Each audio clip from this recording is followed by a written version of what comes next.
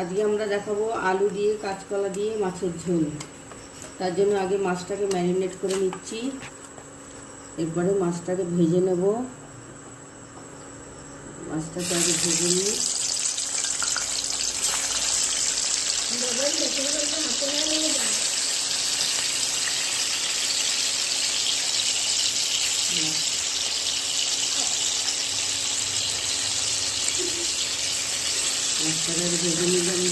মাছটা ভাজা হয়ে গেছে, মাছটা তুলে নিচ্ছি।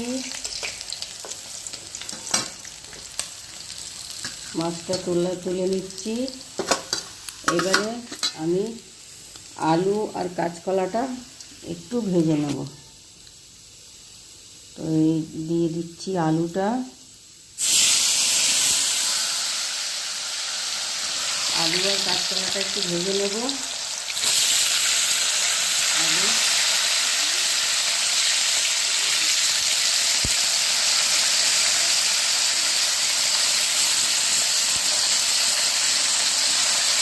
আলু আর কাঁচকলাটা আগে ভেজে তুলে নেব। তো আমরা আলুগুলো ভেজে তুলে নিলাম। এইবারে দেব হচ্ছে আর একটু তেল লাগবে, একটু তেল দেব দিয়ে এবারে ফোড়নটা দিয়ে দেব। ফোড়নে দেব জিরা,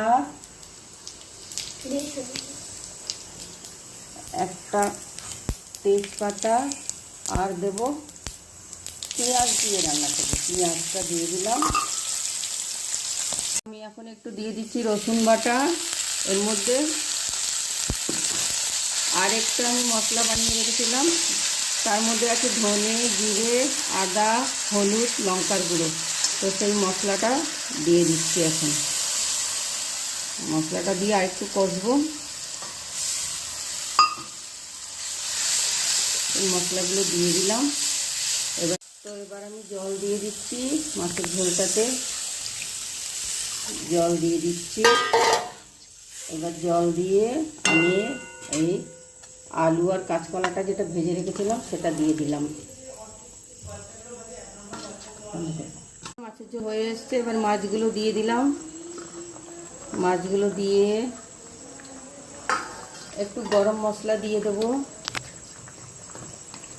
একটু গরম মশলার পাউডার দিয়ে দিলাম। আর একটু নুন লাগবে, একটু নুন দিয়ে দেব। নুনটা বেশ কিছু কম হয়েছে।